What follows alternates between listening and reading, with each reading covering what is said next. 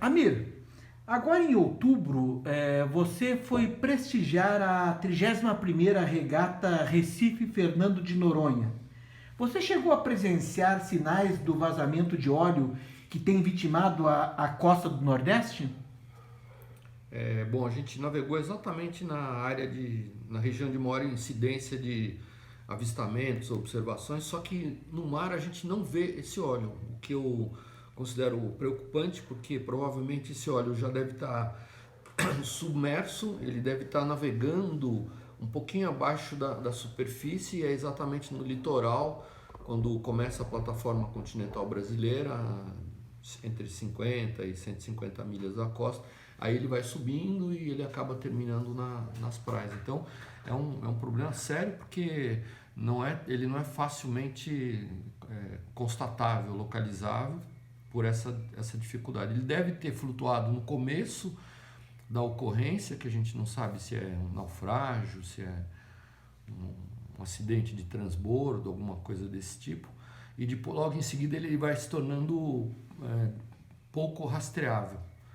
Mas ele seguramente ocorreu no eixo da corrente sul equatorial, seguramente numa rota que vai da América Central para o Cabo da Boa Esperança, e eu acho que alguma coisa entre 300 e 600 milhas da costa, ou seja, exatamente um pouquinho abaixo da ilha de Ascension, Ou seja, Ascensão.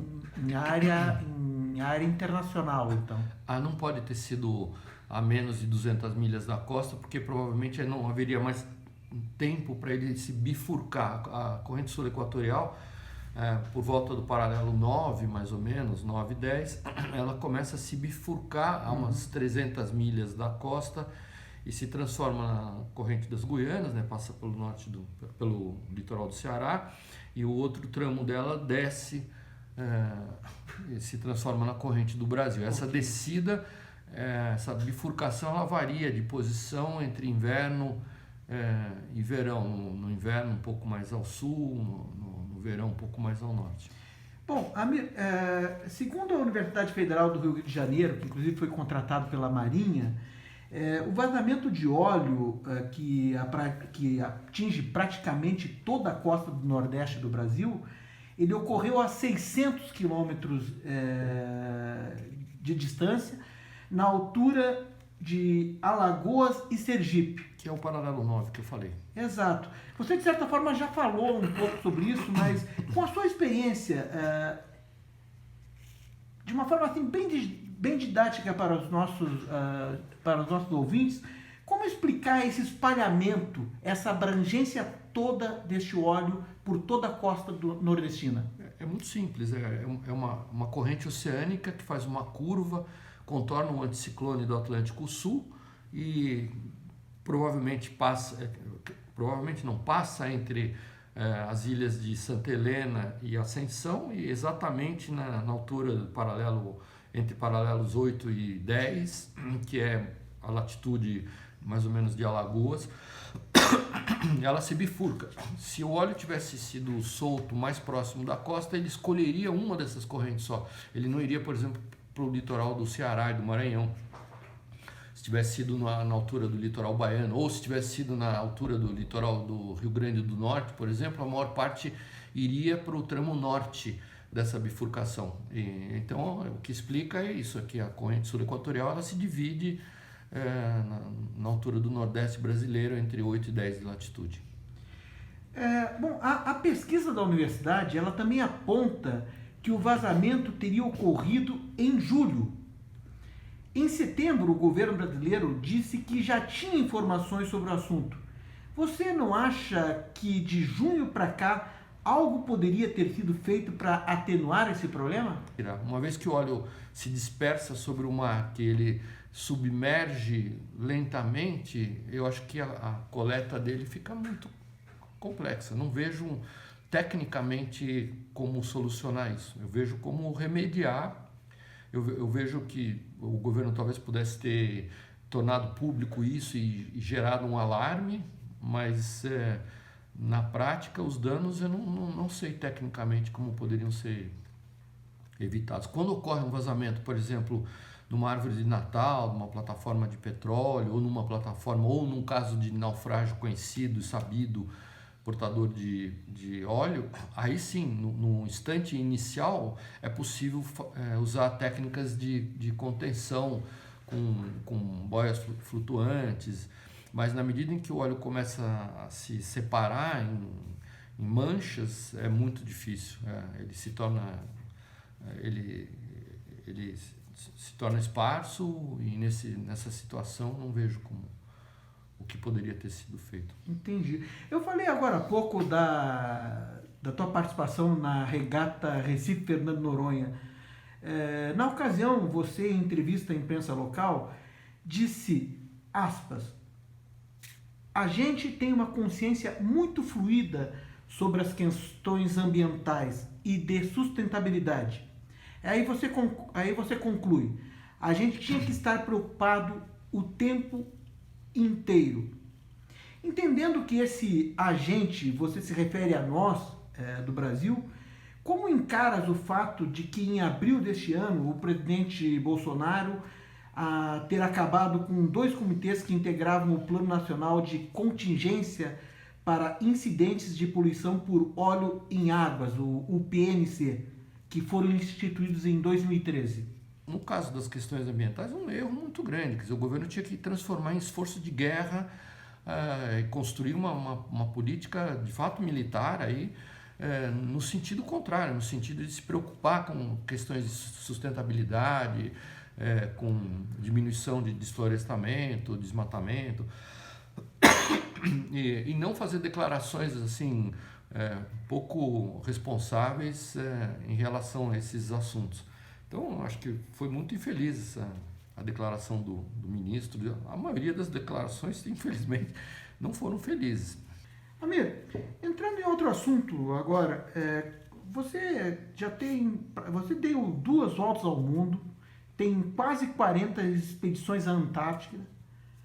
Você percebeu durante esses anos velejando mundo afora mudanças nos oceanos devido às mudanças no clima do planeta? Claro, claro. Essas mudanças existem. A grande polêmica não é se elas existem ou não, até que ponto elas são consequência das nossas ações. E eu acho que é inegável. Como a imprensa, em geral, sempre é alarmista e gosta de fazer escândalo, balbúrdia, mas nunca gosta de dar notícias positivas, até mesmo nesse sentido há indícios interessantes. Por exemplo, quando se constatou lá a falha de ozônio, e o problema da ação ultravioleta na superfície da Terra, muito pouca gente comentou que quando houve a obrigatoriedade de mudança dos gases para refrigeração, houve uma melhora desse problema. Houve uma pequena regressão do problema ambiental, o que, apesar de ser uma boa notícia, mostra exatamente o contrário do que muita gente fala, que há sim uma interferência humana nas questões ambientais, para o bem e para o mal. Para o bem aconteceu, ninguém mencionou, mas todo mundo sabe disso. Todo ano a gente visita a ilha lá de Faraday, lá onde hoje a base de Vernadsky, da Ucrânia, mas quando a base ainda era britânica, que se chamava Faraday, foi nessa pequena estação de pesquisa que começou-se a monitorar essa ocorrência climática. Então, a própria questão do ozônio e um fato recente também que é interessante, quando eu atravessei o Atlântico remando, eu nunca passei um pingo de creme protetor solar.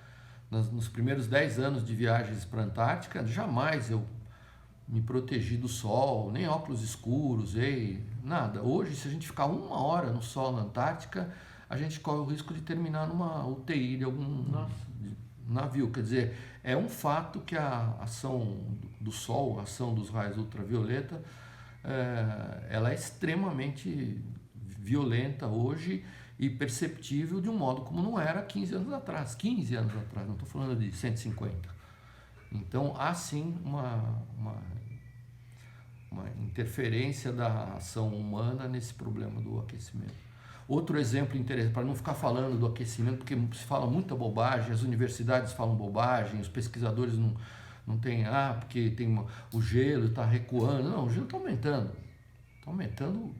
Por que está aumentando? Porque, claro, com uma temperatura mais elevada, acelera-se a produção das 3 grandes fábricas de icebergs na Antártica, que são o Mar de Weddell, o Mar de Ross e Bellingshausen. Tem mais gelo hoje no Ártico, porque, claro, há um desprendimento maior de gelo. Mas um fato que poucos pesquisadores e cientistas mencionam está ligado às questões barométricas. Quer dizer, quando você vê a ocorrência de depressões intensas que são fruto de aquecimento, são consequência do aquecimento, quer dizer, as temperaturas mais altas geram pressão mais baixa e, portanto, ventos mais violentos. Então, por exemplo, não na Antártica, onde a observação é muito recente, mas no caso da Patagônia, não havia ocorrência até poucos anos atrás de ventos acima de 100 nós, 185 km por hora. E hoje tornou-se comum.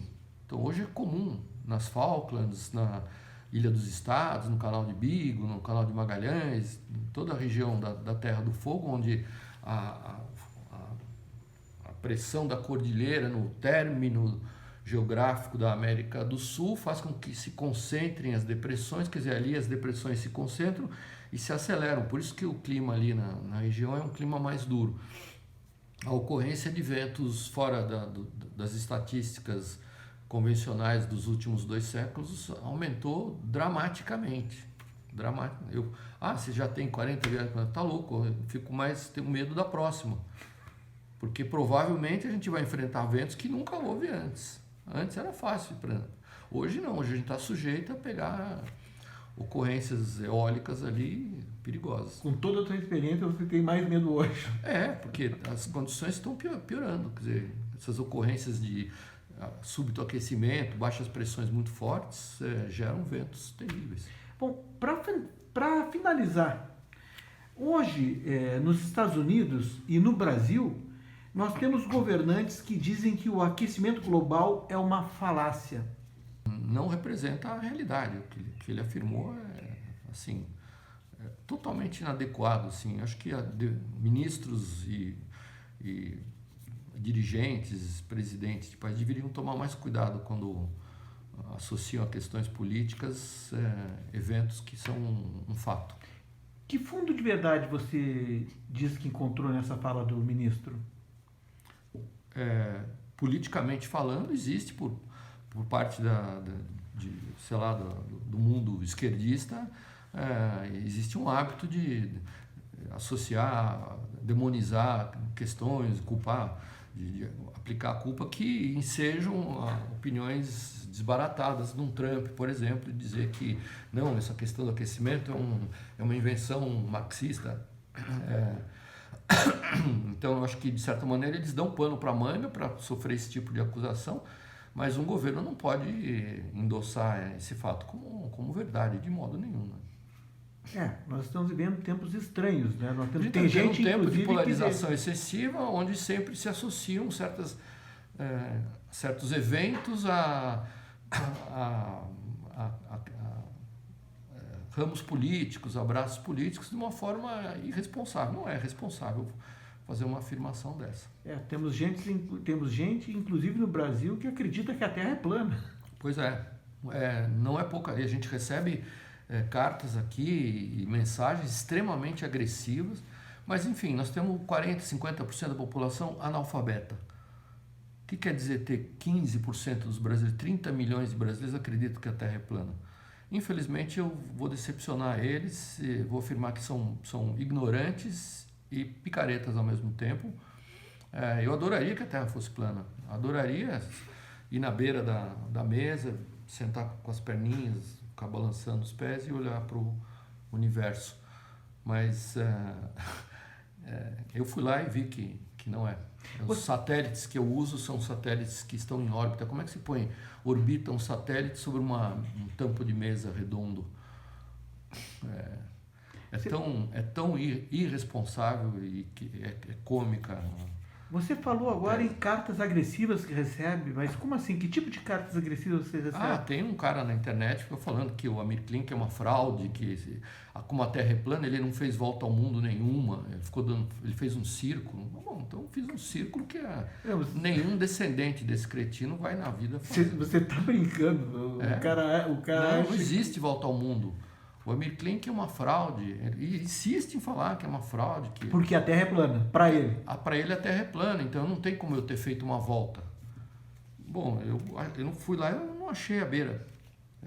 Eu naveguei na mesma latitude, com instrumentos que provam que a Terra é redonda, e provei através das ondas do rádio. Eu falava pelo rádio com ondas eletromagnéticas que contornavam o planeta. Por exemplo, quando estava próximo da minha casa, eu usava ondas eletromagnéticas que passavam pelo Japão, contornavam a Terra e chegavam na minha casa, porque eu não tinha antena de ondas médias, só tinha antena de ondas curtas, de longa distância. Então, assim, é muito engraçado.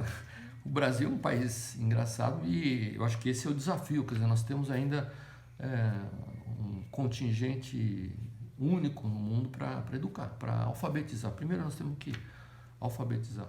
Né? Um país que tem 50% de analfabetos, tem talvez 70% de analfabetos funcionais, tem, assim, demanda um esforço muito grande de melhoria, de conquistas.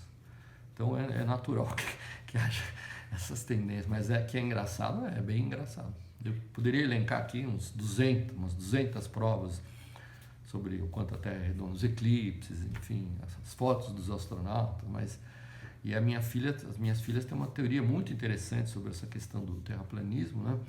Que na verdade é um contingente de pessoas que têm extrema carência emocional.